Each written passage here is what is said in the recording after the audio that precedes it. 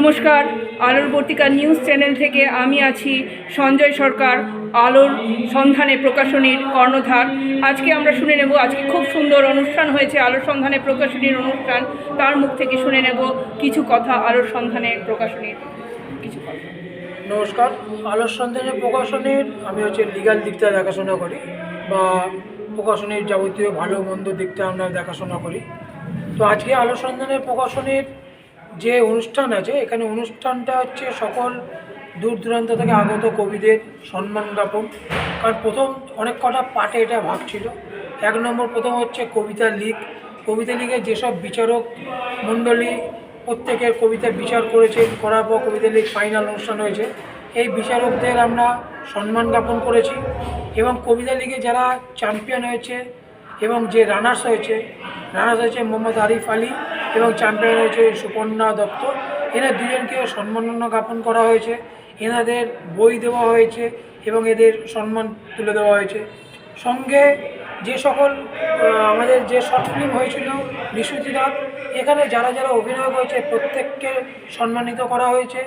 এবং শুধু এই নয়, নিশুতি রাত শর্ট ফিল্মটাতে যারা এই অভিনয়টা দেখে বা সিনেমাটি শর্ট ফিল্মটা দেখার পর তারা মন্তব্য করেছেন, এই মন্তব্যের বেসিসে আমরা ভিত্তি করে আমরা তিনজনকে পুরস্কার করেছি।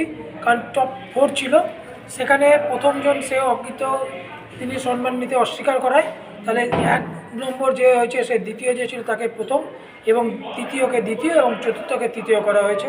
তাদের প্রত্যেকে একটি সমূল্য উৎসাহের একটা ঘড়ি উপহার দেওয়া হয়েছে।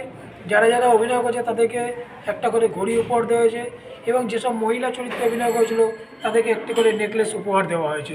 এগুলো সম্পূর্ণ নিজস্ব খরচা, এটা প্রকাশনের নিজস্ব খরচায় এটা দিয়েছে। এটা কোনো রকমভাবে কারো কাছ থেকে অনুদান বা কোনো রকম ব্যাপার ছিল না। এছাড়া কবিতা পাঠ ছিল, এছাড়া কবিতা একক বই, যৌথ বই, পঞ্চকবি বই এখানে সংকলন এখানে মুক্তি পেয়েছে। 46টা একক সংকলন এখানে মুক্তি পেয়েছে, মানে মোড়ক উন্মোচন হয়েছে।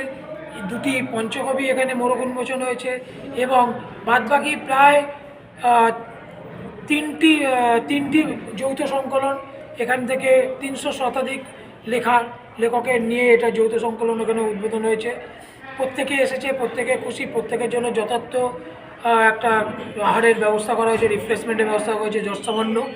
কিন্তু এখানকার আতিথেয়তা বা এখানকার এখানকার সকলের, মানে আমরা আলোর সন্ধানে পরিবার একটা সকলের পরিবারের মতো একে অপরের সঙ্গে মিলেমিশে আছি।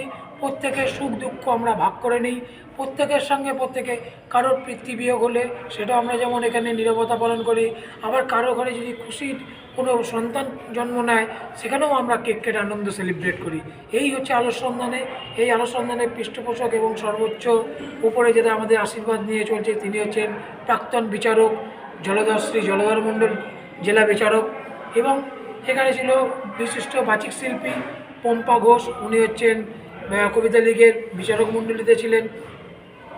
এছাড়া ছিল চৈতালি ভট্টাচার্য, তিনিও একজন বিশিষ্ট লেখিকা, তিনিও কবিতা লীগের বিচারক মণ্ডলী ছিল। এনাদের প্রত্যেকের যৌথ একক এবং একক কাব্যগ্রন্থ এখান থেকে মুক্তি পেয়েছে, প্রকাশিত হয়েছে। সকাল 11টা থেকে অনুষ্ঠান শুরু হয়, এখন সন্ধে 6টা বাজতে চললো, এখনও পর্যন্ত জমজমাট অনুষ্ঠান চলছে। কবিতা পাঠ করেছে, সকলে কবিতা পাঠ করেছে, সকলে একে অপরকে আলিঙ্গন করেছে, অপরের সুখ দুঃখকে ভাগ করে নিয়েছে। এটাই আলোর সন্ধানের প্রকাশনী। এই আলোর সন্ধানে সকলের সন্ধানে, সকলের অমূল্য সময় দিয়ে, সুন্দর জিনিস দিয়ে অনেক বড় একটা কোনো কিছু করার যে মনোভাব। এবং আরেকটা যেটা সবচেয়ে খুশির খবর, আগামী দিনে আলোর সন্ধানের প্রকাশনী নিবেদিত আলো টু বায়োস্কোপ পরিবেশিত যে স্বল্পদৈর্ঘ্যের ছবি হতে চলেছে, সেটা হচ্ছে প্রেম ভালোবাসার হাততালি। সেটারও আজকে তার স্ক্রিপ্ট এবং তার বই প্রকাশ করা হয়েছে। যারা যারা কলাকৌশলী ছিল তারা এখানে এসে তাদের বইটা নিয়ে গেছেন তাদের পাঠগুলো মুখস্থ করার জন্য। আগামী জানুয়ারি মাসে এর শুটিং শুরু হবে, আশা করি ভালো লাগবে। আপনাদের মতামতের অপেক্ষায় রইলাম। নমস্কার, শুভ সন্ধ্যা।